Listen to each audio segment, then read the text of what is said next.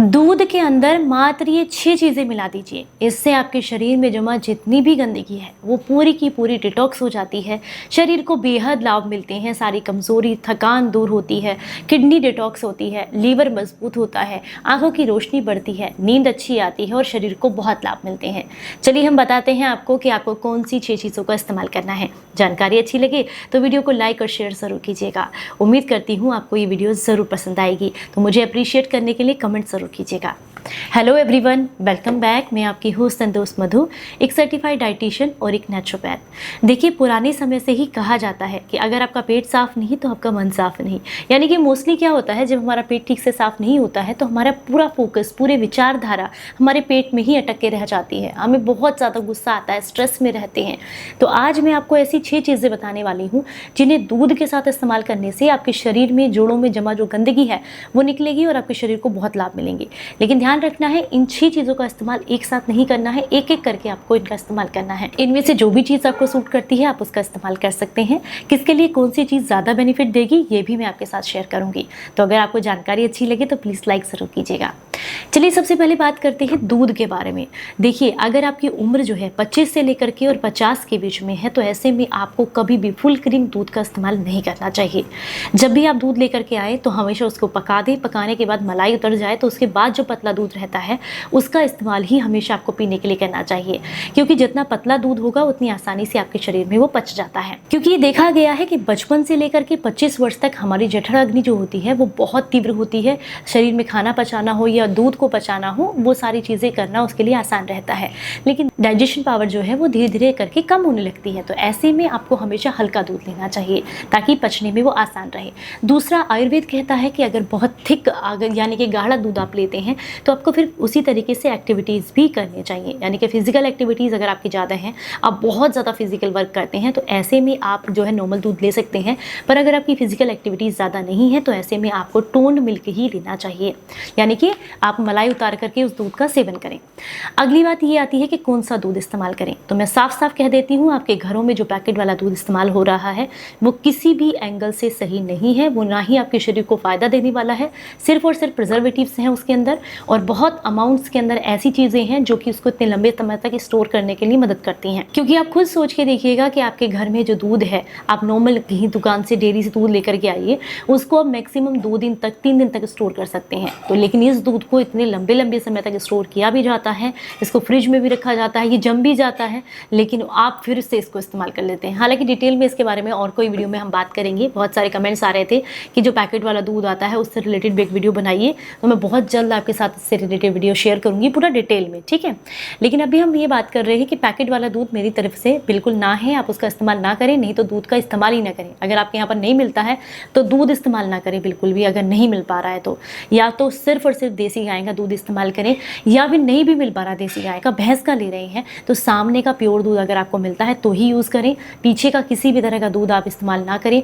दूध ही आपके घर में देके जाता है, उसमें भी बहुत सारी ऐसी चीज़ें मिली हुई होती हैं जो कि हार्मफुल होती हैं, जैसे कि गाय को या भैंस को इंजेक्शन लगाया जाता है, वो भी बहुत नुकसानदायक होता है। तो इसीलिए अगर आप सामने का दूध ला रहे हैं तभी दूध का इस्तेमाल करें, नहीं तो इन चीज़ों को पानी के साथ भी इस्तेमाल किया जा सकता है, जिन्हें मैं आपको बता रही हूँ। तो चलिए सबसे पहले बात करते हैं पहली चीज़ के बारे में। अगर आपको यूरिन से रिलेटेड कोई भी समस्या है, यूरिन में इन्फेक्शन है, जलन होना है, या फिर कई बार ना छोटे बच्चों को ये दिक्कत हो जाती है कि बिस्तर पर यूरिन करने लग जाते हैं, तो ऐसे में उनको छुहारे वाला दूध बहुत फ़ायदा करता है। आपने क्या करना है, आपने 2 छुहारे लेने हैं, जो सूखे छुहारे आते हैं उनको आपने लेना है। उन्हें अच्छे से पानी से धुलकर साफ करें, थोड़े दूध के अंदर भिगो कर रख दीजिएगा, और रात को सोने से पहले आपने इस दूध में थोड़ा दूध और बढ़ा करके इसको बॉईल कर लेना है। मीठा और कुछ ऐड नहीं करना है। जब ये दूध थोड़ा पक जाए और जो छुहारे इसके अंदर आपने डालने हैं वो अच्छे से फूल जाएं, तो बीज को सेपरेट करके बच्चे को छुहारे चबाकर खिला दीजिएगा और साथ में दूध पिला दीजिएगा। दूध मीठा हो जाता है ऐसे ही। इसका इस्तेमाल करने से शरीर में जमा जितने भी टॉक्सिन्स हैं वो निकलते हैं, किडनी डिटॉक्स होती है, और यूरिन से रिलेटेड जो समस्या है, यूरिन में इन्फेक्शन, जलन या यूरिन का निकल जाना, ये सारी समस्याएं भी दूर हो जाती हैं। पर अगर आपके पास दूध की व्यवस्था नहीं है तो ऐसे में आप इसे पानी के साथ भी कर सकते हैं। आप इसे पानी में भिगो कर रखें, पानी में बॉईल करें, पानी के साथ ही इस्तेमाल करें, यानी कि पानी को पी लें और छुआरे को चबाकर खा लें। चलिए अब हम बात करेंगे दूसरी चीज़ के बारे में। दूसरी चीज़ है दूध के साथ दालचीनी का इस्तेमाल करना। अगर महिलाओं में जोड़ों में दर्द की दिक्कत है, मांसपेशियों में दर्द की दिक्कत है, या फिर आपके शरीर में खून की कमी है, या हार्मोन्स बैलेंस नहीं रहते हैं, या फिर आपके शरीर में बहुत दर्द रहता है, तो ऐसे में आपको दालचीनी के साथ दूध का इस्तेमाल करना चाहिए। दालचीनी के साथ दूध का इस्तेमाल करने के लिए 2 से 3 ग्राम की मात्रा में दालचीनी का पाउडर लेना है या आधा इंच इसका टुकड़ा लेना है। 1 गिलास दूध में बॉईल कर लीजिए, छान करके फिर इसको पी लीजिए। चाहे तो गुनगुना होने पर थोड़ा शहद भी मिला सकते हैं। दूध नहीं है तो सेम चीज़ पानी के साथ कर सकते हैं। आधा कप पानी लीजिएगा, जब वो उसका भी आधा रह जाए छान करके शहद मिला करके पी लीजिएगा। अब हम बात करेंगे तीसरी चीज़ के बारे में। अक्सर लोग कहते हैं कि हम दूध पीना चाहते हैं, इसके बेनिफिट्स लेना चाहते हैं, लेकिन दूध हमें सूट नहीं करता और शरीर में बहुत दर्द रहता है, या दूध पीने के बाद अपच, गैस, एसिडिटी, ब्लोटिंग होती है। तो ऐसे लोगों को दूध के साथ सौंठ का इस्तेमाल करना चाहिए। सूखी सौंठ, इसे सूखा अदरक या ड्राई जिंजर पाउडर भी कहते हैं। आपने आधा चम्मच 1 गिलास दूध के साथ आप इसको जो है उबाल लीजिएगा और छान कर गुनगुना होने पर थोड़ा शहद या देसी गुड़ मिला करके आप इसका सेवन करते हैं तो इससे आपको दूध आसानी से पच भी जाता है और सौंठ की वजह से शरीर में होने वाले दर्द में भी आपको आराम मिलता है। अगली चीज़ है दूध के साथ हल्दी का इस्तेमाल करना। अगर आपको बहुत लंबे समय से कफ की समस्या है, जोड़ों में दर्द की दिक्कत है, या आप ये चाहते हैं कि शरीर के अंदर कभी भी कैंसर सेल्स एक्टिवेट ना हो और आप हमेशा कैंसर से बचे रह सकें, तो इसके लिए हल्दी का सेवन करना आपके शरीर के लिए काफ़ी फायदेमंद रहता है।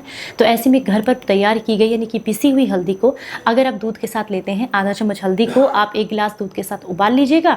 उबालने के बाद आप जो है इसको छान करके और आप इसे गुनगुना होने पर इसमें थोड़ा शहद मिला करके या देसी गुड़ मिला करके इसे रोज रात को सोने से पहले लेते हैं तो इससे जोड़ों का दर्द भी दूर होता है और कैंसर का खतरा भी कम होता है। अब हम बात करेंगे उन लोगों के लिए जिन्हें बहुत ही लंबे समय से ये प्रॉब्लम है कि कॉन्स्टिपेशन ज़्यादा रहता है, पेट बिल्कुल साफ नहीं होता है, तो उन लोगों को दूध के साथ इसबगोल की भूसी का इस्तेमाल करना चाहिए, लेकिन इसका इस्तेमाल मात्र 1 हफ्ते के लिए ही किया जा सकता है, इससे ज़्यादा नहीं करना है। तो आपने क्या करना है, इसबगोल की भूसी लेनी है 1 चम्मच की मात्रा में या मैक्सिमम 2 चम्मच ले सकते हैं।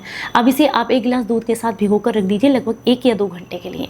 उसके बाद दूध को हल्का सा उबाल लीजिए और छान करके इसको पी सकते हैं या फिर यूं भी पी लीजिए। दूसरा तरीका है, आप दूध गर्म होने रखिए, उसके अंदर ये इसबगोल की भूसी डालिए, 1-2 उबाल आए तो इस दूध को पी लीजिएगा। इसमें चाहे तो मीठे के लिए थोड़ा शहद इंक्लूड कर सकते हैं। तो इस तरीके से आप दूध के साथ इन चीज़ों को कर लेते हैं तो आपके शरीर को बहुत लाभ मिलते हैं। उम्मीद करती हूँ जानकारी अच्छी लगी होगी। जानकारी पसंद आई है तो लाइक और शेयर ज़रूर करें सभी के साथ में।